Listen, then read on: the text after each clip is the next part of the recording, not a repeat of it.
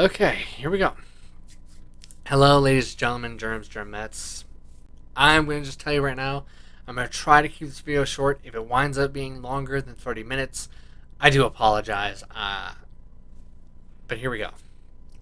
First things first, I want to just say that I love my players. I absolutely adore them. I know they're probably getting sick and tired of hearing it, but I myself need to say it. I absolutely love and adore them. I love how often they pull some back crap crazy stuff. I love how they make things harder on themselves, even when I am handing them freaking, even when I am handing them here, merchant. They're willing to give you some really damn good shit, yeah. And then pretty much just take potions. I love my players. I do. I adore them. I was kind of going to go into talking about. I'm not going to go into as long as I originally did when I first attempted this recording, but I am going to go over it a little bit because it's something I kind of wish I went over a little bit more in the lore video. I don't think I really talked about it much at all, if at all, which was kind of a bummer. But basically, I kind of want to explain one of the mechanics I used for the 40 Datamon fight. So ultimately, my mechanic was heavily reliant and based around the D100. You heard me right. Whereas this thing typically does very little in many campaigns, I actually wanted it to be a little bit more than that. I decided to use it for a bit of a gimmick for the fight. Basically, what these Datamon were doing and why they were constantly hitting pretty much at all times was because their whole stick was a lot of their abilities were basically just a modified magic missile, if you think about it. It wasn't using spell slots, but it did have certain limitations. But I found this kind of a cool little gimmick. If on a D100 you would roll 100, what you would do is you would utilize what the maximum damage they could do was, which is a D12. And then on top of that, if you did roll at 100, you would roll another D100 to decide whether or not the person you just hit was poisoned. Now, the thing is that in order to get the poison at its strongest, you have to actually land 100. Now, the thing is, while I did land one singular 100 for poisoning, ultimately I couldn't do the full output of damage that it's supposed to do at that. Mostly because of narrative and lore reasons, and those being the fact that Plasmon is the spirit of plasma. So ultimately, I realized, oh wait, plasma. This is poison. Poison in a not necessarily liquid form, but just liquid enough to the point where I don't see it being even half as effective as it normally would be. Because the funny thing is, and I didn't actually get a chance to tell any of the players about this, which was great. But basically, there were a couple of mechanics that, mind you, they could have triggered one of them whenever they wanted. I'm glad they didn't in a way, because it would have been risky. High risk. Reward, I'm not sure would have been high enough. But basically, you could have rolled to basically resist the poison and kind of undo it. Now, the thing is that in order to have undone it, you would have had to have done a D100 roll. If you rolled low, that poison damage is going to get stronger and stronger. Ultimately, though, if you land on a 10 with a D100 to resist the poison, that poison's damage output is basically for just Plasmon, the one who takes less of it, might I add, who would have taken less of it. Not because they have advantages or resistance, just because Plasma naturally cooks off liquids and either turns them into a gas or basically just evaporates them and they're no longer there. Ultimately, because of plasma, if she had rolled a 10 to resist the poison, it basically would have been the equivalency of doing about 2d12 at the end of every single turn in damage. That's for the one who, mind you, whose entire thing is they are plasma incarnate. If it had been Lucymon, and she rolled a 10, though, on poison resist, she would have been taking basically 2d20 of poison damage at the end of every single turn. So I'm kind of glad none of them tried to resist it. They just kind of like, okay, I'm poisoned. Bummer. Now, I don't remember if my players actually asked about this or not, if they would have... I remember Smash asked about, like, do I have disadvantage for being poisoned? And if she did ask, I hope I remember to say no, because no, not this. Especially since, like I said, plasma. You're cooking off the poison. So, probably not, even less so, honestly, if anything. You would have even less disadvantage than you would have if you had no disadvantage. It would have been pretty bad if Lucimon had gotten it, though, or if Lucimon had tried to resist it after getting it. Because whereas Plasmon is cooking it off, Lucimon is water and ice. I feel like maybe at best she could have tried to make a case on how maybe she dilutes it exactly, but I it would have been had she would have had to do a really good job of convincing. Like, she would have to give, like, chef kiss level of a freaking reasoning and examples and logic. Like, ugh. It's almost just better that she just didn't even try to resist or get it herself, which was lucky. But I just love this gimmick of how instead of the normal D20, low score miss, high score hit, rinse, recycle, repeat, I just kind of like this idea of, I like throwing in a kind of a gimmick or something that kind of separates these fights from them. Whether it's because they're utilizing some kind of alternative energy source, or they're got a black spike driven through their freaking body, or so on and so on. Mind control or manipulation, so on and so on. I like having it where it's not a one note, the typical one note fight of roll a d20, then roll it again if you miss, so on and so on. I kind of like having a stick, a theme. And honestly, I just kind of want to go into now. Well, I felt like I needed to say that, especially since I feel like I don't say it enough, really. I don't feel like I say it enough, that just how much I love my players.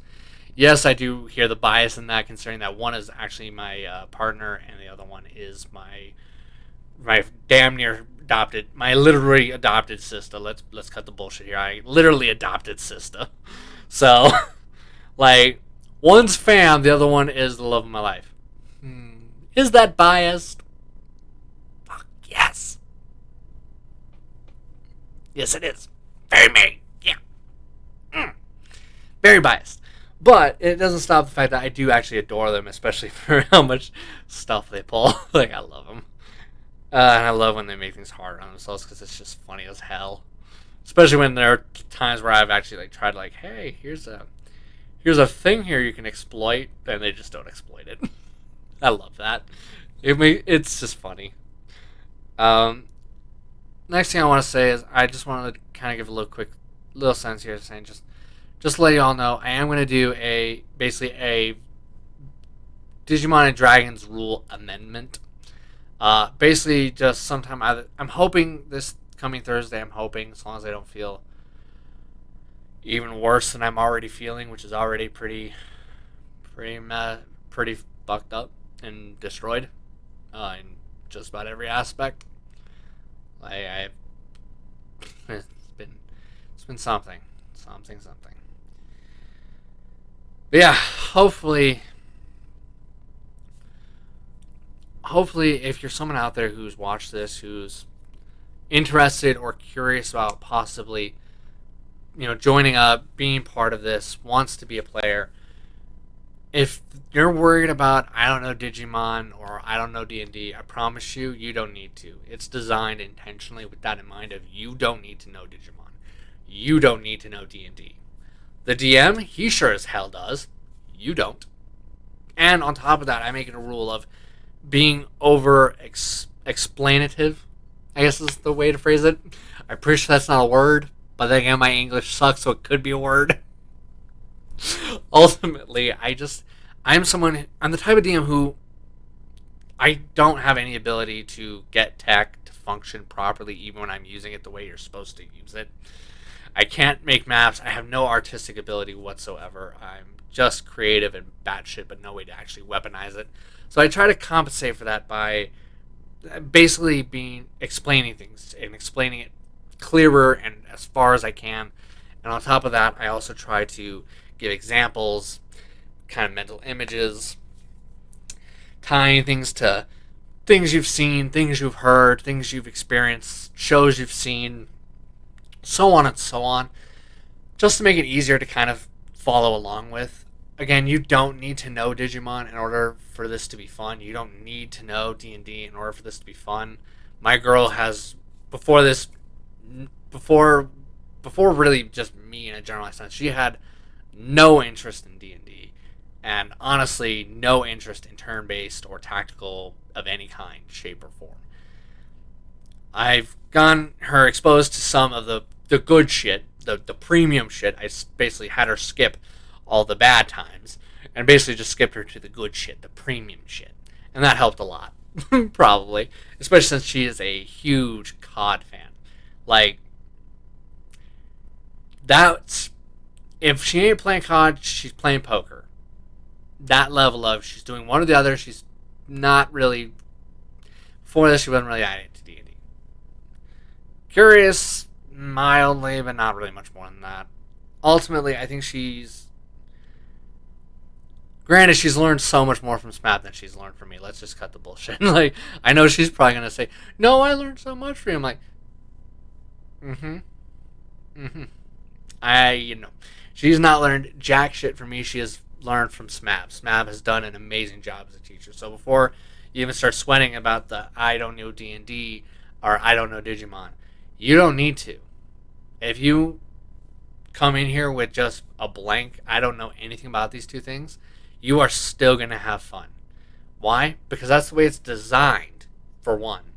Two, you will have SMAP, who is a fucking awesome D&D teacher. She really is.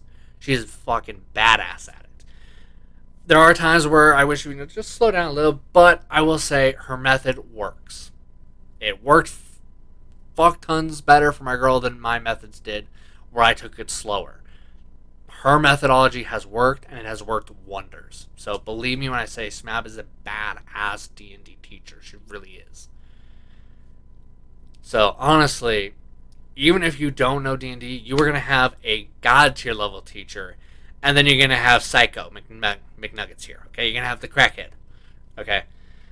On top of that, if you're worried about the whole not knowing Digimon thing, you don't need to know about Digimon. You really don't. Especially since I am a walking fucking thesaurus on the bastard, even though I beg almost every single time a year I've been begging to not have this info scrammed into my head instead of my social security number. Please don't ask. I don't know it, and I honestly can never remember it. I have to have someone else remember it for me.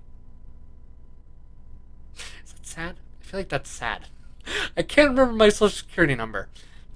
I can remember damn near anything about Digimon that someone could ask me right now. Anything from the TV shows? Yeah, have fun with that. As long as it's not friggin' the shit that came after Fusion, I am a disgustingly large walking, talking thesaurus of too much Digimon info. How did I get a girl again? I'm a pervert. I have way too much Digimon knowledge for my own good. I'm a hardcore nerd to an extreme. How did I get a woman to fall in love with me, much less an older woman to fall in love with me? How did we get here again? Sorry. Went down on a little detour there into insanity. But I digress. You don't need to know about Digimon. And honestly, anything you do need to know, I'm going to be the first one to tell you everything you need to know. And anything you don't need to know, I am not going to tell you. I will tell you things when they are relevant, as they are relevant, and I will give you as much info as you need. I will not bombard you unless you ask for more info. Then I will give you more info. And yes, if you ask me to go on an 8-hour freaking just long-ass tangent about Digimon and Digimon aspects, decisions, designs, games, I will be here for 8 hours straight doing so, and I will still never have enough time to go into everything. Yikes. That's pretty big. That's pretty bad. Pretty bad. Okay. But ultimately, I have an appointment I have to get ready for, and on top of all that, this was never intended to be a long video, and I'm glad I was able to condense all of it into just 15 minutes instead of almost an hour. Go me. But I am still gonna make sure I end it with this little tidbit, this little tantalizing little info drop at the end for my players should they decide to watch this video. Smab, Freya, Season 2 is gonna be quite the crank up, especially since there's gonna be some heavy, heavy shit for Smab and some even heavier shit for Freya. This should be good. I hope they're excited. Because like I said, things are really going to get cranked and heated up hard. And that's just for Season 2. Things are getting heated up. Season 3 and 4 are only going to get hotter still. Believe me, this is going to be fun. Because now we're going to be slowly taking off the brakes more and more. By Season 3, there's going to be no brakes. We're going to be going a lot harder. We're going to be having some things that I myself have been actively going out of my way to not press hard, then I'm going to start to press hard. Yeah. Brace for Season 3 where spell slots really matter. Mm-hmm. Uh-huh. Yeah. Ultimately, there's going to be quite a bit. And there's going to be a lot that happens. And it's going to be a good bit. My players might lose their shit. And probably start begging on the street for some rando to join the freaking team. I wouldn't be surprised. But I hope to see you all during all that chaos. I hope this has gotten my players very excited and very much feeling impatient for Tuesday, or at least as impatient as I'm feeling for Tuesday. But I will see you all then, and I will hopefully see you guys Thursday with the amended rules. Hopefully, as long as I am not the living or just outright dead. We'll see. But I hope you managed to laugh at me, laugh with me, and I hope you are enjoying this journey and that you remember, if you have to chant it to yourself, then do so. But I hope you remember that to join this game, you don't need to know Digimon and you don't need to know D&D. You just have to want to have fun. It will get bonkers. Rules will get absolutely outright ignored and more often than not maimed and massacred for the sake of entertainment and fun for the group. And that's all you really need. All you need is you want to join this for the sake of fun and entertainment. To basically clown around, do some weird shit, have some cool power trips, do some fun stuff, and have a good time. That's all you need, is just to want to have a good time. If you can do that, you're going to fit in perfectly fine here. That much I can guarantee. Especially since it is designed for those people explicitly in mind. Of people who don't have Digimon experience. Of those who don't have D&D experience. But still want to join in and have fun. That's the whole reason this thing is designed the way it is. The reason things are the way they are. The reason it functions the way it does. Is for that specific isolated goal. And with that, I will warn you now. I'm probably going to have that be my opening sentence as well for the amended rules. Just so you're warned. But I will see you then. See you.